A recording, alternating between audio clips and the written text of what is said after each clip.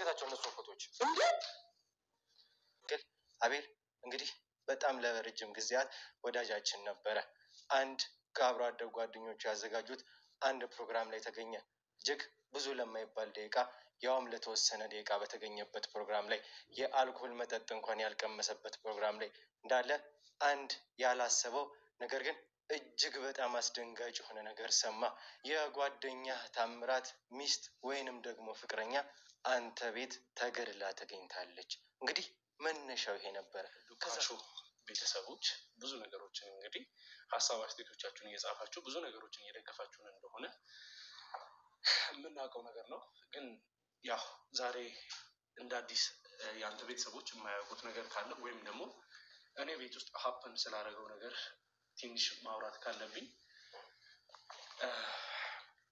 የተፈጠረው እንግዲህ አንድ አብሮ አደጎች የሚያዘጋጁት ፓርቲ ነው እኔና አብሮ አደጎቼ ማለት ነው እና በዛ ፓርቲ ላይ የተፈጠረው ነገር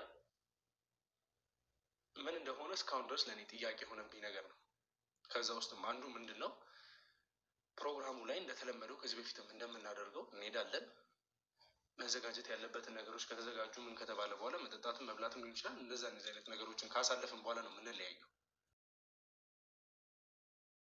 እንዳያችኋቸው ናቸው እነዚህ አቤልና ጓደኛው ወይም ደግሞ ነበልባል ሚዲያ እና ዱካሾ ሚዲያ ናቸው እንግዲህ በዩቲዩብ ስራ በጣም ብዙ ተከታይ ያላቸው እንዲሁም ደግሞ የወንጀል ስራ የሚሰሩ ወንጀል የፈጸመን ሰው ለህግ ያጋለጡ ለመንግስት የሚያሳስሩ ናቸው ማለት ነው እንግዲህ የነበልባል ሚዲያ ባለቤት የሆነው አቤል ለብዙ ጊዜ ተከሶ እስር ቤትም ገብቶ ነበረ በዚህ እስር ቤት ጉዳይ ደግሞ አንተ የጓደኛን ፍቅረኛ ገለሃል ተብሎ ነበር እስር ቤት የገባው አቤል ምንም በማያውቀው ምንም በቃ በማያውቀው ማታ ላይ ማለት ይቻላል እንግዲህ አንድ ጓደኛ አብሮ አደግ ምናምን እንደዚህ የስራ ባልደረባ የሆኑ ሰዎች ጋር ድግስ ይጠራ ማለት ነው የሆነ ክበብ ቤት እንግዲህ ያው ድግስ ቤት ሲኬድ መቼም ተጠጣላችሁ ትበላላችሁ ብዙ ነገር ታረጋላችሁ ከዛ እንግዲህ እሱም ላለማሳፈር እሺ ብሎ በመሄድ እዛ ከተጠራበት ቦታ ብዙ ሰው ስለነበረ እንዲሁም ደግሞ ጓደኞቹ ስለነበሩ ተጋብዟል ማለት ነው እንግዲህ ወንጀሉ የተፈጸመበት ወይም ደግሞ ሰው ገላል ተብሎ የታሰረበት ቦታ ወይም ደግሞ ምክንያት ይሄ ነው በዋነኝነት ምክንያቱ ሰው ገላል በማለት ነው የታሰረው በማያውቀው ምንም ነገር በማያደርገው ነገር ታስሮ ከዛ እንደ አዲስ በእንትን ነበር የወጣው በምስክር በቃ ጠበቃ አለው ከፍሎ ማለት ነው እንግዲህ ከፍሎ ነው የወጣው በጠበቃ ገንዘብ አስይዞ ምናምን በምስክር እንዲሁም ደግሞ አለ አይደለ ያው ሰው ሲታሰር እኔ ዋስ ሆነዋለሁ ምናምን ተብሎ የሚያስፈታው ነገር እንደዛ ነው የወጣ እንደዛ ከወጣ በኋላ እንግዲህ ከእስር ቤት ከወጣ በኋላ ለብዙ ጊዜ እንዴት እንደዚህ ሊሆን ይችላል እንዴት እንደዚህ ሊከሰትብኛል ይችላል በማለት መረጃዎችን ከኋላ እየተከታተለ ሲያስረዳ እንዲሁም ደግሞ ሲፈትሽ ነበረ እንግዲህ ወንጀሉ የተፈጸመበት እሱ ገዳይ ሆኖ በቃ ለህግ ታስሮ እንዲቀር ወይም ደግሞ እሱ እንዲሞት ነበር የተፈለገው በዚህ ደግሞ ዱካሾ እንግዲህ ተባብሮት ከወንጀሉ ነፃ ወጥቷል ማለት ነው ይህንን ሴራ እንግዲህ ያሰሩበት የቤት ሰራተኛ የሆነችውና የራሱ ጥበቃ የሆኑ ሰዎች ነበረ እንግዲህ በራሱ ቤት አምጥቷቸው የስራ ፍላጎት ካላቸው ስራ እየሰሩ በዛውም ደግሞ የገቢ ምንጭ ያገኛሉ ብሎ በማሰብ ነበር ወደ ቤቱ ያስገባቸው እሱ ግን አላወቀም የቤት ሰራተኛ እንግዲህ በጣም ጥሩ ነበረች ለመጀመሪያ ጊዜ ሲያመጣት እንዴት ነው ያገኛት እቺ የቤት ሰራተኛ የተባለችውን ተብሎ ሲጠይቅ ራሱ እኔ ያገኘሁት እንደአጋጣሚ ወደ ስራ እየወጣሁ ያለ ልጅ አላት በጣም የሚያምር ልጅ ነው ከዛ ደግሞ እየለመነች ነው ያገኘኋት አለ እና ያቺ እየለመነች እንደዛ ብስቁል ብላ አግኝቻት ወድቃ ግን ወደ ቤቴ ሳስገባት ምንም ነገር ጠርጥሬያት አላውቅም ቢያንስ እንኳን ከኔ ቤት የተቀመጠችው ለ9 ወር ያክል ነው አለ እና አንድ ከጎዳና አንስተህ ወስደው እንዴት እንደዚህ አይነት ነገር ያደርገኛል ብዬ አላስብም ግን በጣም ነው የተሸወርኩት አለ እንግዲህ የቤት ሰራተኛ ምንድነው ስታደርግ የነበረው ልክ እንደ እህትና እንደ ወንድም በቃ ስራው እሱ ብዙ ጊዜ ከቤት የማይመጣበት ጊዜያቶች አሉ የቤት ሰራተኛ ደግሞ ይሄንን አጋጣሚ በመጠቀም በደንብ ከቀረበችው በኋላ አቤል የተባለውን ስራውን እያከናወነች ነበረ እንግዲህ ቤት ውስጥ ሲፈተሽ የተለያዩ ይህ ነው የማይባል የወንጀል ስራዎች እንዲሁም ደግሞ እቃዎች ነበር የተገኙበት። እነዛ የተገኙት እቃዎች ግን የአቤል ሳይሆን የሰራተኛዋ ነው። እንግዲህ ሲከሰስ ማለት ነው ከዛ ካፌ ወይም ደግሞ የሆነ ድግስ ቦታ ተጠርቶ ከመጣ በኋላ በጧት ነው እንግዲህ እስር ቤት የገባውም የነበረ። ጧት መጡ ፖሊሶች፣ ሰው ገላል ተባለ፣ ታሰረ። ከዛ የቤት ሰራተኞቹ ይጠየቁ ምናምን እነሱ ሊሆኑ ይችላሉ ብለው የህግ ባለሙያ ሲጠይቁት ግን እሱ ምንድን ነው ያለ፣ የቤት ሰራተኞች ወይም አጋዦች ምንም ነገር አያደርጉም፣ ስለዚህ እኔን ውሰዱኝ በማለት ነበር ወደ እስር ቤት የሄደው። እሱ እንግዲህ እዛ ጋ እንደዛ ያለው እነሱ እኔ ያለቃቸው ስለሆንኩ ምንም ነገር አያውቁም፣ እኔ እንደፈለጋቸው አድርጉኝ ብሎ ነበር ወደ እስር ቤት ሄደው። ግን እሱ እንደዛ ማድረጉ ለእነሱ ነው፣ ለእነሱ ጠቅሟቸዋል እንዳይፈሩ። እንዲሁም ደግሞ በጣም እንደዚህ አይነት ነገር ይሰራሉ ብሎ አላመንም። እንግዲህ ገላታ የተባለው እንግዲህ የጓደኛው ፍቅረኛ ነው፣ ሚስቱን እንዴ። በዚህም እንግዲህ ሰራተኛዋ እስር ቤት ከገባ በኋላ ምስክር ተገኝቶባል። መስከሪያዋ ደግሞ የቤቷ ሰራተኛ ናት ሲባል አላመነም፣ አልጠበቀም። ከዛ በዋስ ከተፈታ በኋላ ደግሞ ጥበቃውንም አናግሮታል።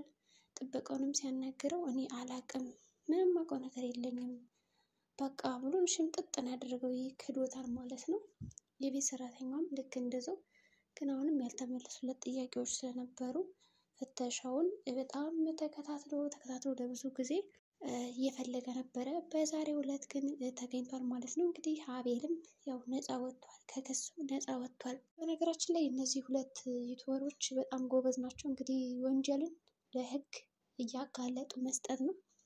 የማያውቃቸው የለም። በነገራችን ላይ ነው በቅርብ መከታተል የጀመርኩት፣ ግን በፊት ጀምሮ በጣም ጎበዝ ናቸው።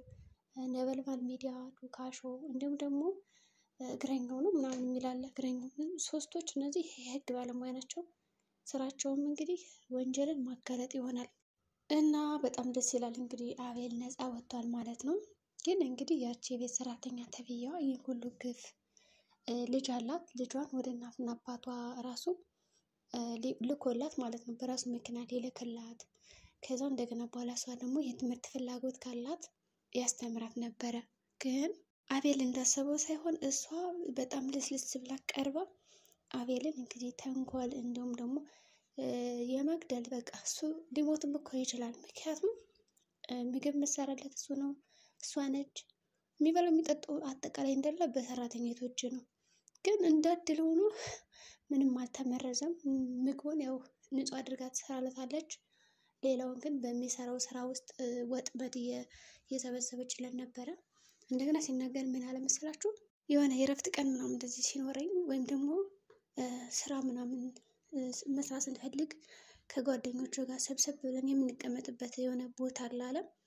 ያንን ቦታ የምታጸዳደው ምናምን እሷ ነች አለ እና ብዙ ጊዜ ያው እቃ ሲወጣ ስታስወጣ ስታስገባ ያሉ አንዳንድ ሰዎች ጎረቤት ምናምን ለካ ያ እቃ በጣም የተለያዩ ነገሮች የምትጠቀምበት ነው።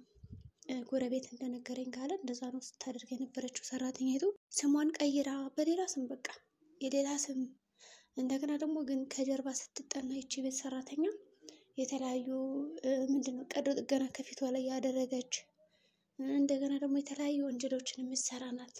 ግን አላመንም፣ አልጠበቅም። እንግዲህ 9 ወር ሙሉ ከአንድ ቤት ይሄን ሁሉ ነገር ስትፈጽምበት ምንም አላወቀም ማለት ነው አቤል። ብቻ እንግዲህ አቤል ከዱካሾ ጋር በመነጋገር ዱካሾ እና እሱ ጓደኞች ናቸው። ከካሜራ ጀርባ ሁሉ ብዙ ነገሮችን እንሰራለን ብለዋል ማለት ነው። ቢሆንም እንግዲህ ዛሬ ያሳየው ፎቶ አለ። ያ ፎቶ ደግሞ ነፃ አውጥቶታል ማለት ነው። አቤል ያንን ፎቶ ሲያይ በጣም አላመንም፣ ደንግጧል። ምክንያቱም ያልጠበቀውን ነገር ነበር ያገኘ። እሱ ለሰራተኞች በጣም እየተከራከረ ነበረ። እነሱ ይሆናሉ ይቺ ትሆናለች ያደረገችው ሲባል እንኳን የህግ አካል ሲጠይቀው በጭራሽ እንደዛ አድርጉም ብሎ ነበር። ግን ደግሞ ያላሰበውን አይሆንም ማለት ነው። እንግዲህ መልካም እና ጥሩ ሰዎች የሚሰሩ ሰዎች ብዙ ጊዜ ፈተና አያጣቸውም። እነሱም ደግሞ ያንን ፈተና እንዴት ብሎ መውጣት እንዳለባቸው ያውቃሉ ማለት ነው። ሆኖም እንግዲህ አቤል በጓደኛው ፍቅረኛ ወይም ደግሞ ሚስት በሞተችው ተከሳሽ ሆኖ ነበረ።